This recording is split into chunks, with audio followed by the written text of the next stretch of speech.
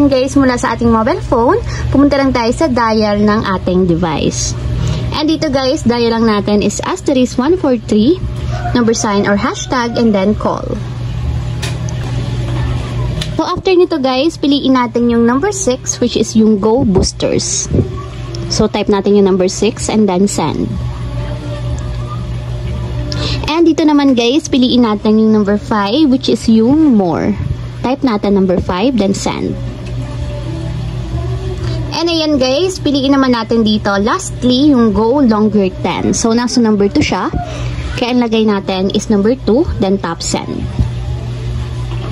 So ayan guys, sabi dito kapag daw nag-register tayo ng Go Longer 10, makakakuha tayo ng additional 1-day validity para sa ating Go promo. So applicable lang to guys kapag naka-register kayo sa mga Go Plus or Go. So ma-extend siya guys ng 1 day for only 10 pesos once na nag-register kayo or nag-subscribe kayo dito sa Go Longer 10. So para ma-subscribe guys, type natin yung number 1 and then send. So, ayun lang guys, ganun lang kasimple kung paano nga ba mag-register ng Go Longer 10 sa ating GlobeSIM. If you have a question, kindly comment down below and don't forget to hit the subscribe button and the bell to notify you for my new updates. And thank you for watching!